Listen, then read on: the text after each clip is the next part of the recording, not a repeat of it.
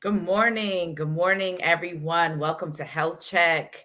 Health Check, as you know, is sponsored by Kingdom Health Connections, which is a health promotional resource center where it's all about cultivating a culture of health, wellness, and healing for you and the entire family. I'm your host, Dr. Vanessa Bolling. Come on in, everyone. Share it with your family members, share it with your friends. This is an opportunity for you to stop, take a minute, check in on you, see how you're doing in your health journey. This is promoting your health. This is helping you to cultivate that culture of health, wellness, and healing. Because do you know the body was designed to heal itself? But we've got to make sure we keep the body in the right environment, not a perfect environment, the right environment, the optimal environment, so that it can do what it was created to do, which was to heal itself. So I'm your host, Dr. Vanessa Bolling. As you see, all month we've been talking about blood sugar control. This applies to you whether you have been diagnosed with diabetes, not been diagnosed with diabetes, it still applies to you. Even if you have a family history of diabetes and you have not had the diagnosis of diabetes, tune in, share it with your family members, your friends, tag them, like and share as well. There is a Kingdom Health Connection page as well on YouTube. You can also go there and subscribe, as well as on Facebook. If you go in the search, you can search for Kingdom Health Connections and you can find me there, find us there rather, because there's a team of individuals. We all work together. So I pray that you're blessed this Tuesday morning. I pray everything is going well for you. As you know, this week is Thanksgiving. There's a lot to be thankful for. There's a lot to give gratitude for, and just to be grateful for, to be able to breathe, to be able to walk, to be able to talk, to be able to have family members, to be able to even have made it through so many different things. So this week, I will be talking about holiday overeating and what that does to our blood sugar control. So tune in. This will help give you some wisdom tips for what's to come. A lot of us, our food, our plate, our spread can look a little bit like this, a nice spread. There's multi-course meals. There's, a lot of different good things on the table. We get excited. Our eyes get excited. And, sometimes our eyes want to tell our brain that we can eat it all. We can have it all. So today, this may be your spread this upcoming week. It may be a little lighter. It may look a little different, but there's so many different things that could be on the table this week, whether it's a large dinner or a small dinner. And I just want to provide some wisdom tips for you for this Thanksgiving season. As you know, we looked at the spread. Majority of the spread can be carbohydrates. So you may be asking, how does this connect to blood sugar control, diabetes management? There's a lot of carbohydrates that tend to be on our tables. So we want to be wise about what happens, and how we consume our foods throughout the upcoming week. So did you know that on average, Americans tend to gain anywhere from 1 to 10 pounds between Thanksgiving and Christmas? 1 to 10 pounds between Thanksgiving and Christmas. When we see the spread, we kind of know why that happens. But I just want to draw some information and give you some insight as to what actually happens to the body when we overeat during the holidays. There are so many different effects that can take place in the body. I want to ear into what happens to our digestive tract. We take in a ton of food. Our digestive tract is in overload. It takes time to have to break down that food, digest that food. So you'll find that digestion takes a lot longer. And as a result, the stomach, because of the amount of food that goes into our digestive system all at once, our stomach has to produce a lot more acid in order to break down that food.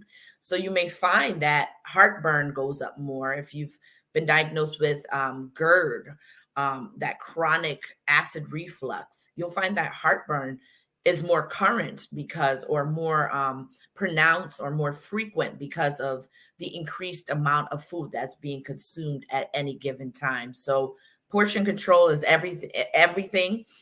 We heard it on the weeks previously when I had Kim on, that portion control is everything for blood pressure control as well as for digestion. We want to have a good time, enjoy the flavors, enjoy food, enjoy our family members and friends as we are taking part in the festivities, but still also we want our bodies to enjoy it as well. We want to do good to our bodies and not overwhelm our bodies with too much on our plate. If it's too much and it can't fit on the plate, then it likely cannot even fit in our bodies. So let's be mindful of portion control with this. Something else that tends to happen is our blood sugars spike. We're taking in so much food. Our pancreas now has to work overtime to increase the insulin supply so that the sugar can go into our cells so it can be used for use. It can be useful for ourselves. So again, the body is all about making sure that the body can function the way that it needs to. So now we as beings, human beings, we need to now be mindful. Okay, this is how my body is trying to process this.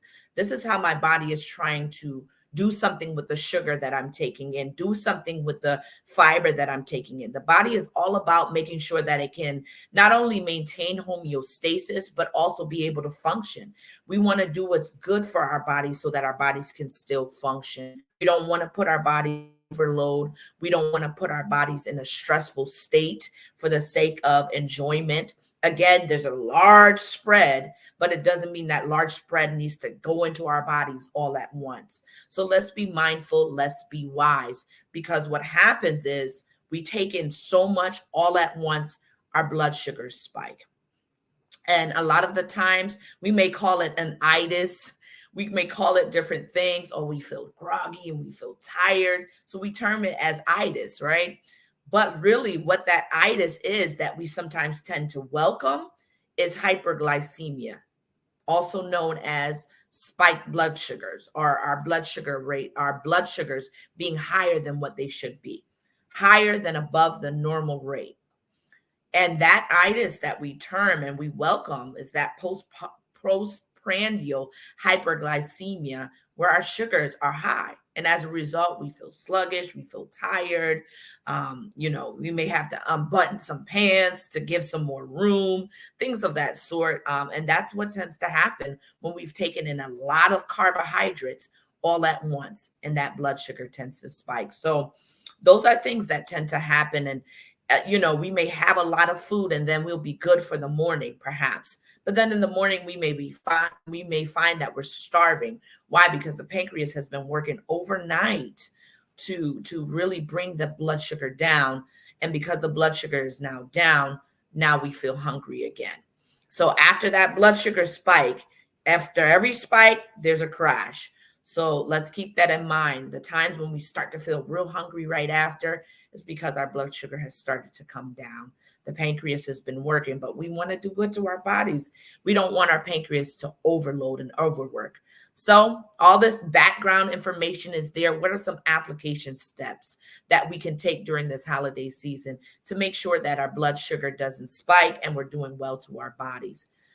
Let's pay attention to what's on our plate.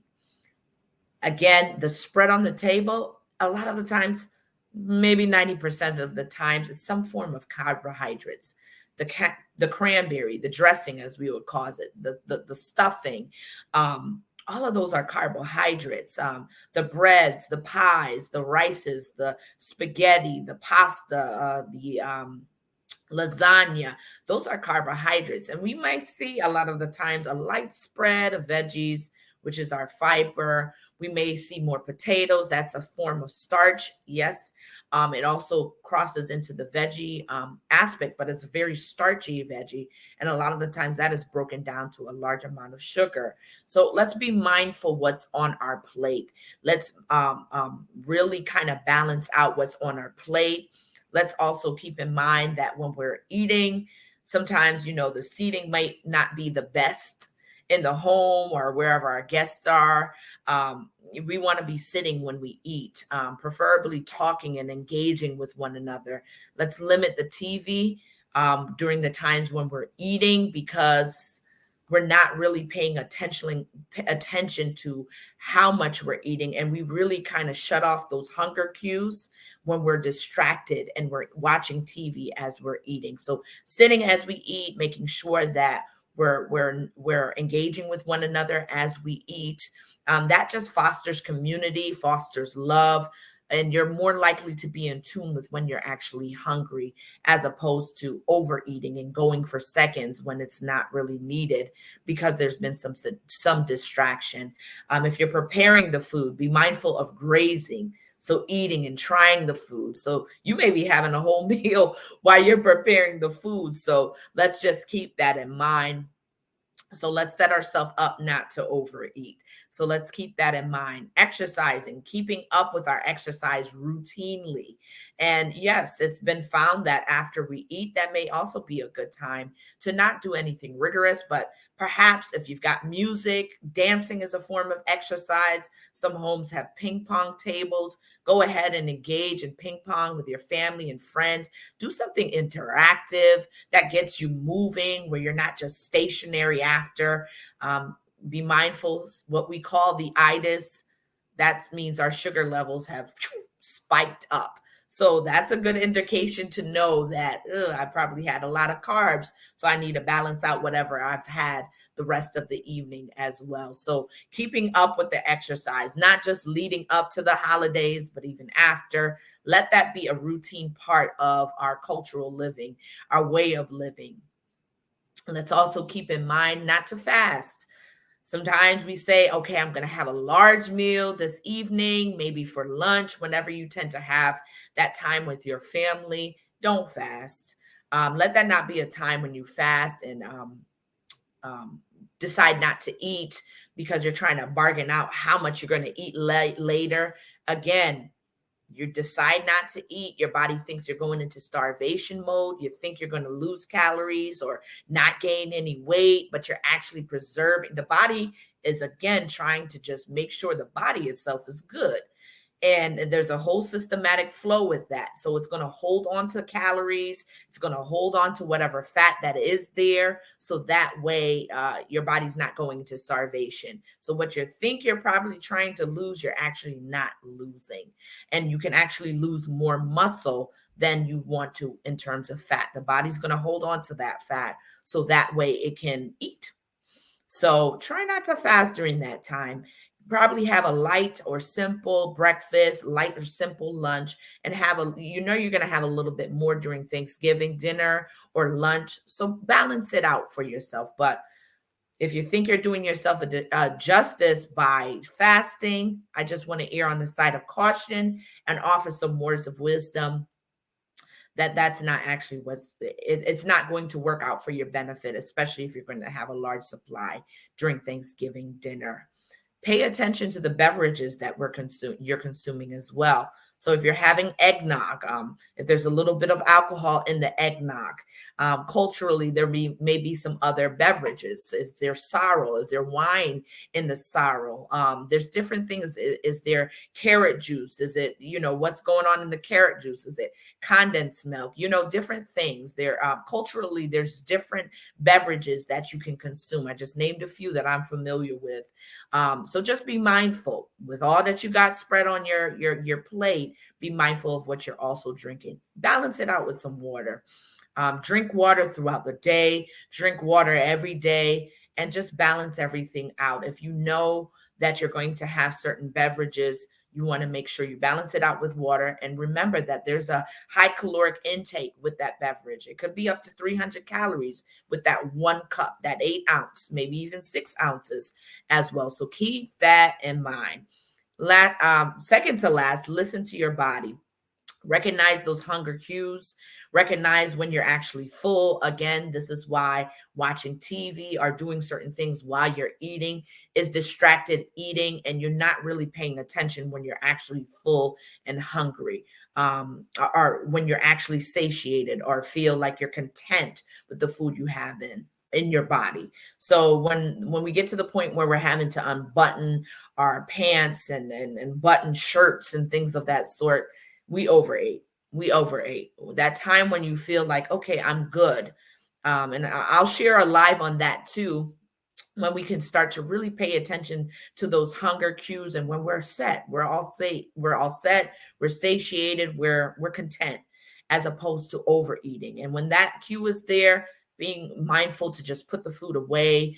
Let's reduce the seconds, because a lot of the times we don't need second, especially if our plate is already full. So let's listen to our body and be mindful of how our body feels, and keeping up with our sleep. That's going to help overall with how well our blood sugar is balanced, how well we metabolize food, and how well we manage the food and the beverages that we also drink. So these are some tips today that are very, very helpful. I pray that it's helpful for you. It's a good reminder to myself, because as we enjoy the holiday times. Of course, if you have any questions, feel free to email me at kingdomhealth@gmail.com. And I will also look at the live questions and feedbacks as well. And just to encourage you on during this time, we know we have the choice today between life and death, blessings and curses. I call on all of heaven to witness the choice today that we make, oh, that we would choose life. So not only we would live, but our children will also live as well. Let's be mindful of the natural laws of our bodies and make wise decisions. Enjoy our time with our family, our friends, even if we have some quiet time by ourselves and we have our own spread by ourselves. Maybe we're keeping it quiet this year. Let's just be mindful. Let's be wise. Go ahead and put hashtag I choose life. We want to choose life during this holiday season, this Thanksgiving. Think most of all as to what you are grateful for. What you can just give God thanks for, because this is the opportunity to just stop, take a minute, and give God thanks for all that we have. There's so much to be grateful for. I pray that you were blessed during this live today. And as always, I'll see you here again on Facebook Live on the Apostles House page, as well as the Kingdom Health Connections page, as well as the YouTube page. Go over to YouTube, like, as well as subscribe under Kingdom Health Connections. You'll see the live there as well. Through the subscription, you get the notifications of the lives. Next week, Tuesday, 9 a.m., I will be on with my guest, Kim, again. She's the clinical nurse educator for diabetes, and we will be talking about pre-diabetes. Maybe you haven't crossed over to type 2 diabetes or haven't been diagnosed with type 1 diabetes, but maybe you're in that in-between phase of pre-diabetes. We're going to be talking about that then on next week, Tuesday at 9 a.m. Be blessed as always. I'll see you then. Bye-bye.